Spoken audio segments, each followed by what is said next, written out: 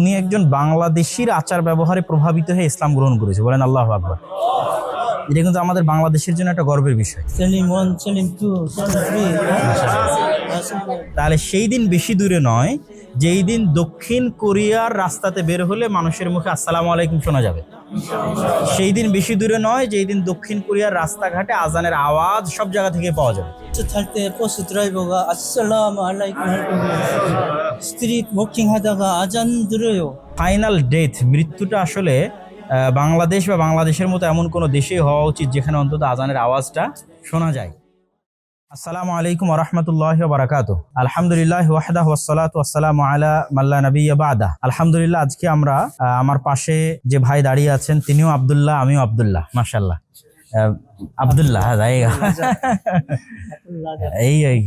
আব্দুল্লাহ বিন আব্দুল রাজ্জাক। তো উনি প্রায় 25 বছর আগে উনি একজন বাংলাদেশির আচার ব্যবহারে প্রভাবিত হয়ে ইসলাম গ্রহণ করেছে। বলেন আল্লাহু আকবার। এটা কিন্তু আমাদের বাংলাদেশের জন্য একটা গর্বের বিষয় যে আমাদের বাংলাদেশের কোনো এক ব্যক্তির মাধ্যমে কোরিয়ার মাটিতে একজন ব্যক্তি ইসলাম গ্রহণ করেছে, এবং শুধু ইসলাম গ্রহণ করা নয়, তিনি এখন ইসলামের একজন দায়ী হিসেবে কোরিয়াতে কাজ করতেছে। এবং মাশাআল্লাহ আলহামদুলিল্লাহ, তার দাওয়াতের যতজন দায়ী কোরিয়াতে দাওয়াতি কাজ করতেছে তার মধ্যে অন্যতম উল্লেখযোগ্য কোরিয়ানদের মধ্যে দাওয়াতি কাজে তিনি একজন। তার নাম হচ্ছে আব্দুল্লাহ বান। তো আমরা এই ভিডিওর মাধ্যমে যে বার্তাটি দিতে চাই সেটি হচ্ছে যে কোরিয়ার মতো জায়গায় যেখানে আসলে বাই বর্ন কোনো মুসলিম একটা সময় ছিল না, যেমন আমরা চায়নার কথা জানি যে চায়নার উইঘুর মুসলমানেরা কিন্তু 600-700 বছর আগে থেকেই মুসলিম, বা ইন্দোনেশিয়া, মালয়েশিয়া এগুলো তো 700-1000 বছর আগে ইসলাম গেছে, ব্রুনাই পর্যন্ত। কিন্তু কোরিয়াতে 100 বছর আগে বা 50 বছর আগেও এখানে ইসলাম বা মুসলমান বলে কেউ ছিল এরকম ঐতিহাসিকভাবে প্রমাণ পাওয়া যায় না। তথা এই যুগেই প্রথম ইসলাম কোরিয়াতে প্রবেশ করতেছে, এবং এই যুগে ইসলাম প্রবেশের ক্ষেত্রে বাংলাদেশের মুসলমানদের যে অবদানটা আছে এটা আমাদের মাথায় রাখতে হবে। এবং যেহেতু এই দেশে মুসলমান বলতে প্রবাসীরাই, ভাই বোন মুসলিম যেহেতু নাই, প্রবাসীরাই, এবং প্রবাসীদের মধ্যে একটা বড় অংশ বাংলাদেশিরা।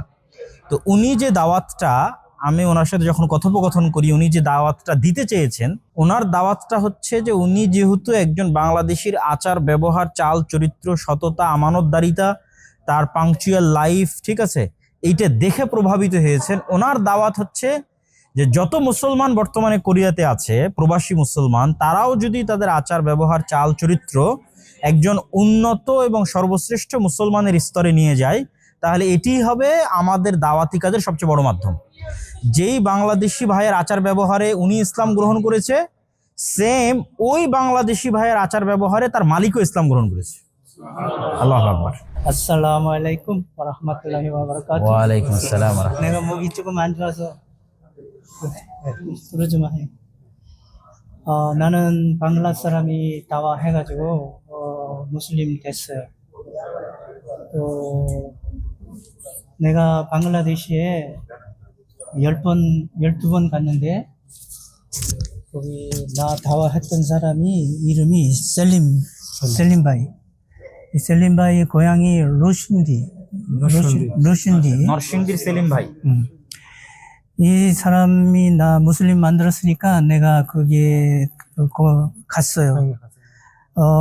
로신디에 갔는데 이 셀림바이가 나 마스지드에 데려가서 이렇게 말했어요. 내가 한국에 있을 때 한 명 한국 사람 무슬림 만들었어요. 이렇게 말했어요.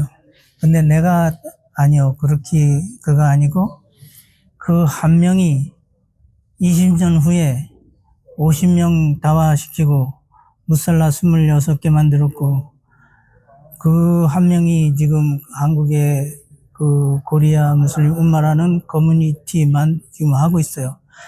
만약에 여러분들이 한국에 있을 때 셀림처럼 한 명 한국 사람 친구를 만들면 20년 후에 그 한 명 친구가 50명의 한국 사람을 다화시키고 26개의 무살라를 만들 거예요. 셀림 1, 셀림 2, 셀림 3. 여러분이 만약에 이렇게 셀림처럼 하고 방글라데시 가면 20년 있다가 한국에 여러분들이 놀러 오면 이미그레이션, 무슬림 이미그레이션 만나고 들어올 때 버스 탈 때 버스 드라이버가 아살라무 알라이쿰 할 거고 스트릿 워킹 하다가 아잔 들어요. 여러분의 애기들은 한국에 올 때 비자도 쉽게 받을 수 있어요. 이슬람 파워가 올라가야 돼. 그래서 여러분들이 한국에 골든타임에 왔어요. 20살, 30살 여기 골든타임. 골든타임에 한국에 왔어요. 나중에 알라딸라가 여러분한테 물어볼 거예요. 한국에서 골든타임 할 때 뭐 했어? 물어볼 거예요. 여러분 때문에 한국에 이슬람이 올라갈 거예요, 인শাআল্লাহ. আচ্ছা, ওনার কথাগুলো আমি একটু বলি। উনি যে কথাগুলো বলতেছিলেন এই কথাগুলো আমাদের জন্য খুবই শিক্ষণীয় এবং খুবই আবেগঘন।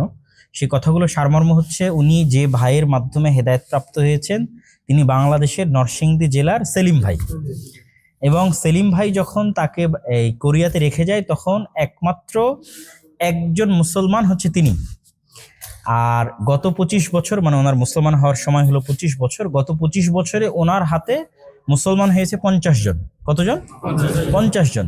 এবং ওনার অধীনে মুসল্লা, সালাত আদায় করার জায়গা পরিচালিত হচ্ছে প্রায় 25টির মতো মুসল্লা ওনার অধীনে পরিচালিত হচ্ছে। তো উনি বাংলাদেশি প্রবাসীদের কাছে আহ্বান জানাচ্ছেন যে যত বাংলাদেশি প্রবাসী, এখন তো কত বাংলাদেশি প্রবাসী হবে? 30,000। যদি 30,000 বাংলাদেশি প্রবাসী প্রত্যেকেই একজন সেলিমের মতো হয় এবং প্রত্যেকেই কোরিয়া ত্যাগ করার আগে অন্তত একজন আব্দুল্লাহ বান তথা একজনকে মুসলমান বানায় যেতে পারে, যে আমি 5 বছর কোরিয়াতে আছি, আমার টার্গেট আমি অন্তত একজন মানুষকে কি বানাবো? মুসলিম বানাবো। এইটা যদি বাংলাদেশি প্রবাসীরা টার্গেট করে যে আমরা সবাই নরসিংদী সেলিম ভাই হব আর কোরিয়া ছাড়ার আগে একজন করে মুসলিম বানাবো, তাহলে 30,000 প্রবাসী বাংলাদেশি কোরিয়া ছাড়ার পূর্বে এখানে মুসলমানের সংখ্যা দাঁড়াবে কতজন? 30,000 জন। আর ওই মুসলমানের হাতে প্রত্যেক 25 বছরে যদি 50 জন করে মুসলমান হয়, আর ওই প্রত্যেক মুসলমান যদি সবাই আব্দুল্লাহ বানের মতো এরকম 25টা করে মুসাল্লা তাদের অধীনে পরিচালিত হয়, তাহলে সেই দিন বেশি দূরে নয় যেই দিন দক্ষিণ কোরিয়ার রাস্তাতে বের হলে মানুষের মুখে আসসালামু আলাইকুম শোনা যাবে। সেই দিন বেশি দূরে নয় যেই দিন দক্ষিণ কোরিয়ার রাস্তাঘাটে আজানের আওয়াজ সব জায়গা থেকে পাওয়া যাবে, যেটা আমরা সব মুসলমানেরা মিস করি। আমি নিজেও যখন ইউকে গেছিলাম তখন আমি এটা মিস করতাম যে আজানের আওয়াজ শোনা যায় না, এবং তখন আমি একটা সিদ্ধান্ত নিয়েছিলাম যে ফাইনাল ডেথ, মৃত্যুটা আসলে বাংলাদেশ বা বাংলাদেশের মতো এমন কোনো দেশেই হওয়া উচিত যেখানে অন্তত আজানের আওয়াজটা শোনা যায়।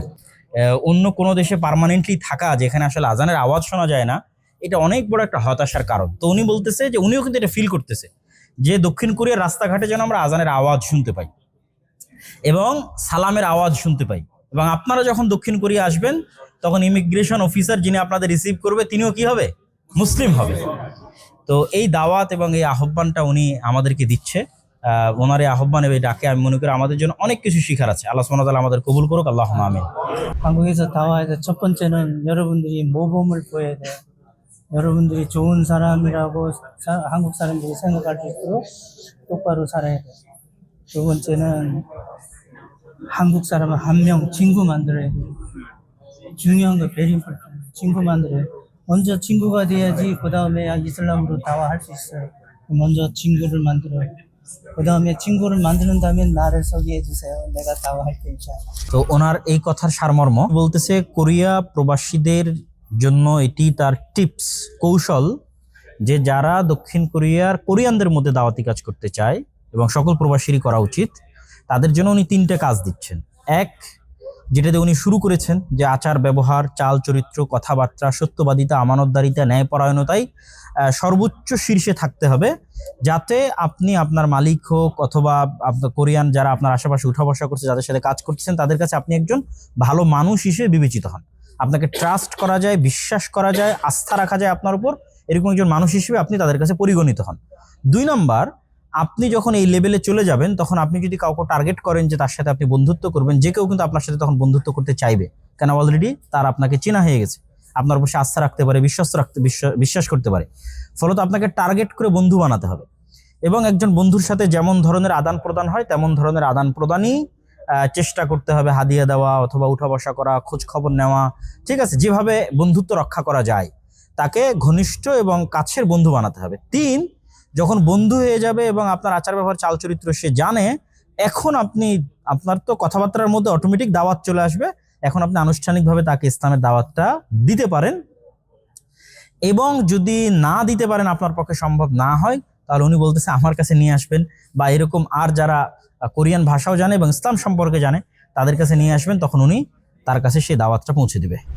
তো আমরা এই ঘটনা থেকে শিক্ষা গ্রহণ করি এবং আমাদের আচার ব্যবহারের মধ্যে পরিবর্তন নিয়ে আসার মাধ্যমে আমরা কোরিয়ার মুসলমানদের মধ্যে দাওয়াতি কাজে ব্যাপক ভূমিকা রাখার চেষ্টা করি। আল্লাহ সুবহানাহু ওয়া তাআলা আমাদের তৌফিক দান করুক, আল্লাহুম্মা আমিন। এবং আমরা তাদের জন্য দোয়া করি যেন তাদের এবং তাদের পরবর্তী উত্তরসূরিদের আল্লাহ এই দেশে ইসলাম প্রতিষ্ঠার জন্য কবুল করে, আল্লাহুম্মা আমিন। আসসালামু আলাইকুম ওয়া রাহমাতুল্লাহি ওয়া বারাকাতুহু।